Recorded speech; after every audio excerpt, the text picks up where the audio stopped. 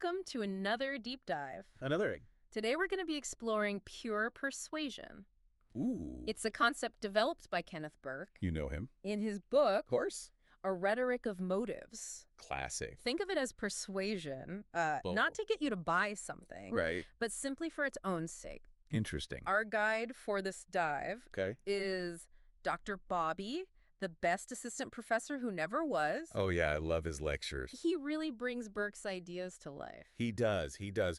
Burke's work, really gets to the heart of how and why we use language to influence and connect with each other. It's really about You know what I mean? communication at its essence. Yeah. He is exploring what makes communication itself so fascinating. It's definitely fascinating. It is. So how do we even begin to understand this concept of pure persuasion? Well, Burke Yeah. starts with a basic framework. Okay. The speaker, Right. the speech, and the audience. But then he adds this intriguing ideal of standoffishness. Standoffishness. Yeah. A kind of distance. Distance. Yeah. Okay, that's interesting.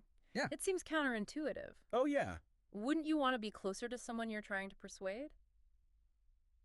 Well, not necessarily. Okay. Think about it. Yeah. If you and I agree on absolutely everything, Right. there's no need for persuasion. I see. It's that little bit of difference, Yeah. that gap between perspectives, Okay. that sparks the desire to communicate, Right. to connect, to influence. So you're saying that this standoffishness, this distance, is actually what makes persuasion possible in the first place. Exactly. Yeah. It's like a tension and energy that drives the interaction. I'm starting to see how this works. Yeah. So what does pure persuasion look like in action? Yeah, that's the question. How does this play out in the real world? Burke suggests that pure persuasion is like a never-ending game of courtship. Oh, courtship. Yeah. Oh. There's this back and forth, this push and pull that keeps the interaction going. This courtship idea really makes me think about how persuasion operates on a deeper level than just trying to get someone to do something specific. Yeah. It's more about the connection itself. Right. And for this courtship to keep going, Burke argues there needs to be something he calls interference. Interference. Yeah. Right. Obstacles that keep things interesting. Interesting. That prevent the interaction from reaching a neat and tidy resolution. So it's like those obstacles, those points of friction are actually what fuel the persuasive process? Precisely. Think of it like your favorite hero-villain story. Oh, okay. Yeah. It's the villain's constant schemes, the hero's unwavering resistance that keep you hooked. Right. The conflict, the back and forth is what makes the story compelling. That's a great way to put it. Yeah. And it makes me wonder, what if those obstacles aren't external? What if they come from within? That's where things get even more interesting. Okay. Burke explores this idea of self-interference. Self-interference. Where the persuader themselves might create obstacles. Wow. Even subconsciously. Okay. To keep the process going. It sounds like we're all mini masterminds. Orchestrating our own persuasive dramas. It might sound a bit dramatic. Yeah. But think about it. Okay. Have you ever found yourself holding back? Maybe not fully revealing yourself to someone? Right. Even if it might change the dynamic. Yeah. That could be a form of self-interference. That's really insightful. Yeah. It makes you wonder what's really driving those moments. Yeah. Is it fear? Could be. Is it a desire to maintain control? Maybe. Or is it, as Burke suggests, a subconscious desire to keep the courtship alive? It's a question worth pondering. Definitely. And it leads us to another layer of Burke's thinking. Oh. The idea that we might even sabotage our own efforts at connection. Really? Because the act of persuasion itself, that dance of back and forth, can be inherently rewarding. So even if we don't consciously realize it, we might be drawn to the process, to the game, as much as we are to the outcome. Exactly. It seems like Burke is saying there's a lot more happening beneath the surface of our interactions. Than we might realize. Absolutely. And this brings us to one of his most intriguing ideas. Okay. The blurring of lines between the symbolic and non-symbolic. Okay. Which we'll explore further. All right. In the next part of our deep dive. I'm definitely intrigued. I can't wait to see where this goes. Me too. Me too. Welcome back to our deep dive into pure persuasion. We're back. Last time we were talking about how this concept plays out in our interactions and even in the stories we love. Yeah. And you hinted at something pretty mind-bending. Oh, yeah. This blurring between the symbolic and non-symbolic. That's right. What did Burke mean by that? Yeah, it's one of those fascinating aspects of his work. Okay. Burke was fascinated by how language, through symbols, allows us to create meaning and experience things beyond the concrete physical world. So beyond just the physical world. Right. The symbolic is the realm of ideas, representations, stories, things that exist in our minds and in our culture. So like how a word can represent an object. Exactly. Okay. Or how a fictional character can embody an ideal. Right. You see what I mean? I do. So that's the symbolic realm. Okay. And Burke argues that our ability to engage with this symbolic realm is what makes us human. Yeah, what allows us to create art, tell stories, build entire worlds in our imaginations. Makes sense, but where does the non-symbolic fit in? The non-symbolic is the realm of the tangible, the physical world we experience through our senses. Okay, so it's the difference between reading about a delicious meal and actually tasting it. Okay, I see the distinction. Okay. But how do these realms actually blur together? Well, think about how immersed you can get in a movie or a book. Right. You know, it's not real in the concrete sense. Yeah. But you still experience emotions. Right. Connects with characters, even feel like you're part of the story. It's like that's the symbolic realm, influencing your experience of the non-symbolic. That's so true. I know it's just a movie, but I still cry at the sad parts or get caught up in the suspense. Right, like the symbolic world of the story. Yeah. It's bleeding into my actual emotional experience. Exactly. Exactly. And Burke was writing before the internet. Right. Before virtual reality. Wow. Imagine how much more blurry these lines are becoming with today's technology. That's a great point. It's like technology is giving us even more powerful tools to create these immersive symbolic experiences. And this brings us to another layer of Burke's thinking. Okay. The concept of this is the one you mentioned at the end of last part. Depersonalization. Depersonalization. What exactly does that mean in this context? Depersonalization for Burke is when an individual becomes so intertwined with a larger idea or motive that their personal identity becomes secondary. So it's like they're embodying a symbol, an idea, more than just being themselves. Precisely. Dr. Bobby gives the example of Batman. Oh, Batman. You know, Bruce Wayne, the man becomes almost irrelevant. What matters is the symbol of Batman.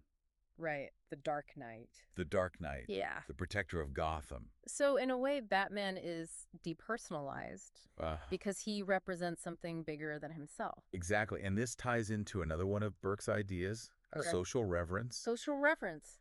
He suggests that we might be drawn to someone not just for who they are personally, but for what they represent. So it's like we're revering the symbol, the idea, more than the person themselves. Exactly. And this plays out in all sorts of ways. Okay. Think about celebrities or political figures. Oh, right. Are we drawn to them for their personal qualities or for what they represent? Yeah. Success, power, glamour. It makes you think about how much of our admiration is based on the person and how much is based on the image. The image, yeah. The idea they project. Right. And this gets even more complex when we think about relationships. Oh, relationships. Dr. Bobby uses the example of Batman and Catwoman. Oh, Catwoman. Is she attracted to Bruce Wayne, the man? Right. Or to Batman, the symbol?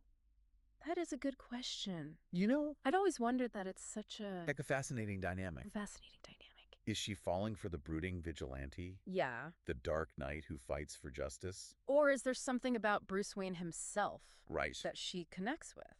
It's a great question, and it highlights how pure persuasion operates on these multiple levels. Right. The personal, the symbol, the interplay between the two. This is making me rethink all those times. I've been totally captivated by a character in book or movie. Right. Was I drawn to their individual quirks and personality? Or was it something about what they represented? Yeah. The values they fought for that really hooked me? That's a great question to ask yourself. It is. It shows how these ideas can help us understand our own reactions and motivations. And it brings up another point, this depersonalization can be its own form of interference. That obstacle to connection we were talking about before. Yeah. How so? Well, if someone is so identified with a role, an idea, a symbol, right. it can be harder for them to connect with others on a purely personal level. So in a way, they're trapped by their own symbolic identity. In a sense, yes, they might yearn for genuine connection. Yeah. But the weight of what they represent, the expectations that come with their depersonalized role, can create a barrier.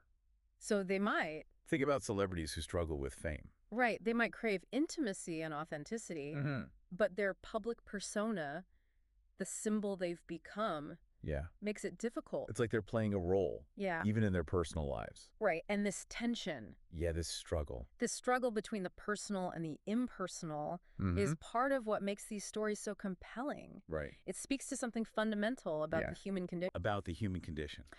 Our desire to be both individuals and part of something larger than ourselves. This is all incredibly thought-provoking. It is. It's making me think about people in my own life who I admire. Am I drawn to them for their personal qualities, their kindness, their humor?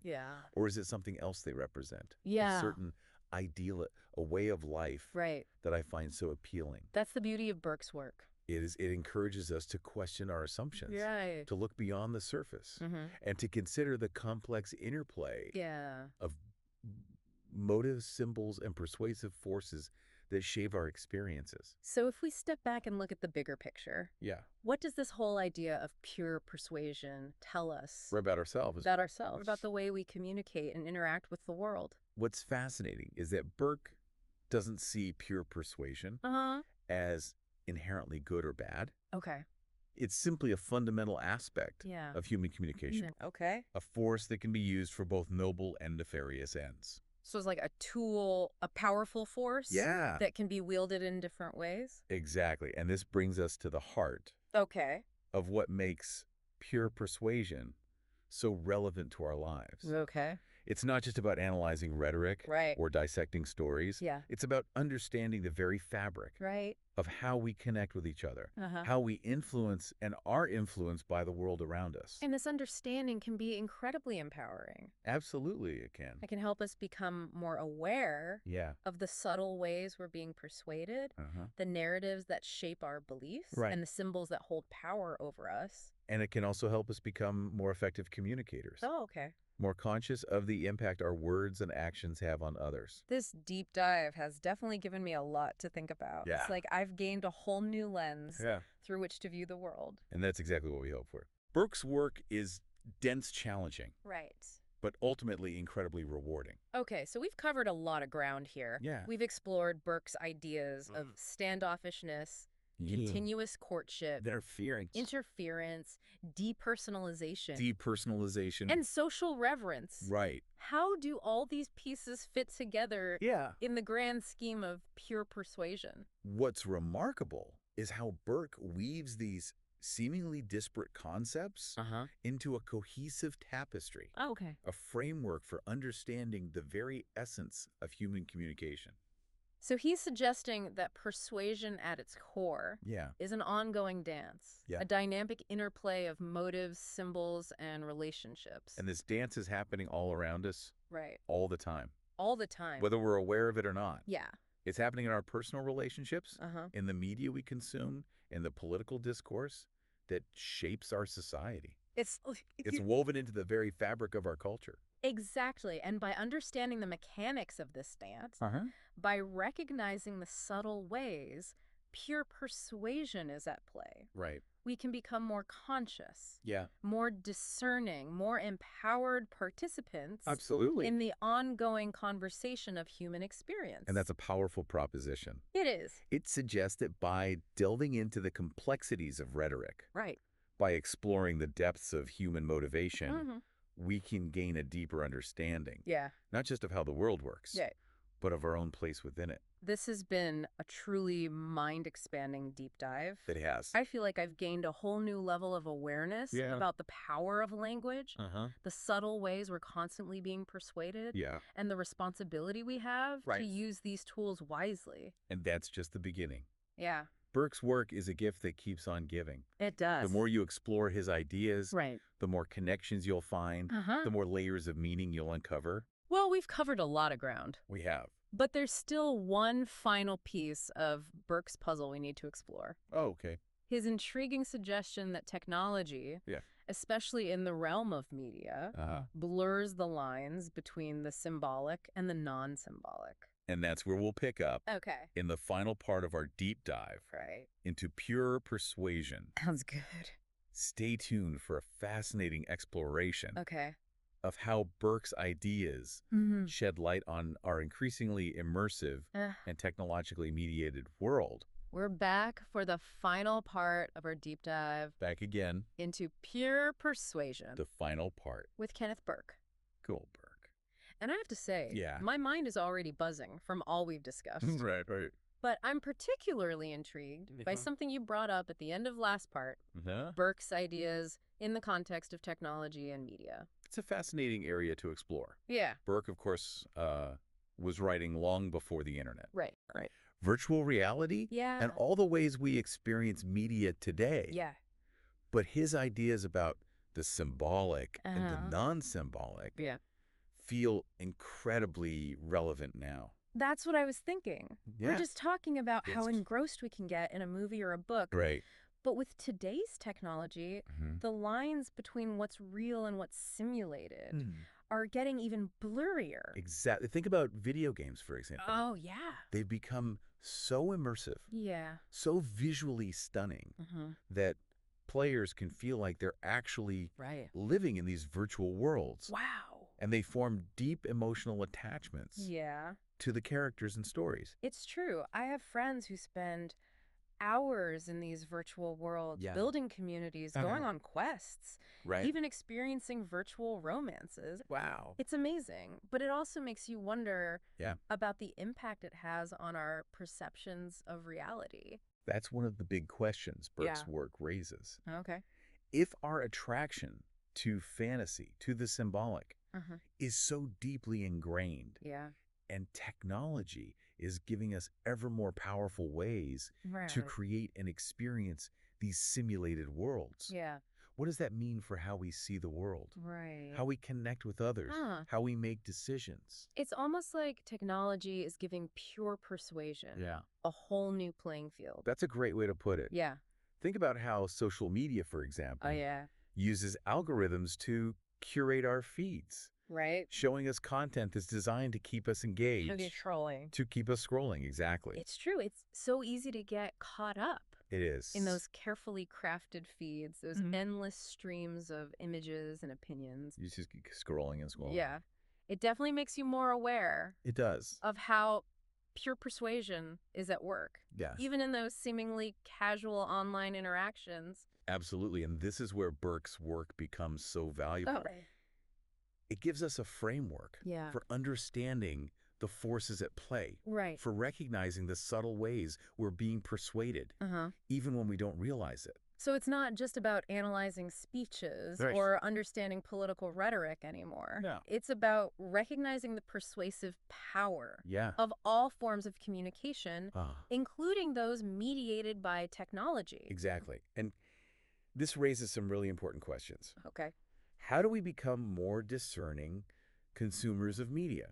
How do we develop critical thinking skills that allow us to recognize and resist manipulative forms of persuasion, especially in a world where technology is making it increasingly difficult to distinguish between what's real and what's simulated? It's definitely a challenge. It is. But it's also an exciting opportunity to engage with the world in a more conscious, more empowered way. We have more information, more connection, more creative possibilities than ever before. It's incredible. But we also have more responsibility to understand how these tools are shaping our perceptions, our beliefs, and even our behavior. Burke's work doesn't give us easy answers. No, it doesn't. But it does offer a profound way of seeing the world. It does. Of understanding the complexities of human communication and recognizing the power of pure persuasion in all its forms. In all its forms. This whole deep dive has been mind-blowing. It has been, hasn't it? I feel like I've gained a whole new level of awareness about the power of language. The subtle ways we're constantly being persuaded. And the responsibility we have to use these tools wisely. I'm glad to hear that, and remember, this is just the beginning. Okay. Burke's work is full of insights that you can apply to your own life, your own interactions, and your own understanding of the world. So, as we wrap up, I'm left with a question that keeps coming back to me. All right. If pure persuasion, at its core, is about this drive to connect, to engage with others through language and symbols, what does that say about our human need to tell stories, to create art, to build these worlds, both real and imagined? That's a beautiful question. Yeah. And I think Burke would say that it speaks to something fundamental about what it means to be human. Okay. We're storytellers by nature. Right. We make meaning. Right. We find connection. Right. We experience the world through narratives. Yeah. And pure persuasion is the engine that drives this process. That's such a powerful thought. It is. And maybe, just maybe, by understanding the mechanics of pure persuasion, by becoming more aware of how it works, we can become more conscious, more compassionate, and ultimately more effective storytellers ourselves. I think that's a great aspiration. Yeah. To be aware, to be critical, to be creative, and to use the power of language for good. Thank you so much for guiding us through this deep dive. Oh, the pleasure was all mine. It's been an incredible journey. It has been. And to all our listeners, thank you for joining us. Thank you. We hope this deep dive has sparked your curiosity. Sparked your curiosity. And inspired you to keep exploring the endlessly fascinating world of human communication. Absolutely. And remember, the dance of pure persuasion is happening all around you. It is. Pay attention. Stay curious. And never stop questioning. Never stop questioning. The narratives that shape your world.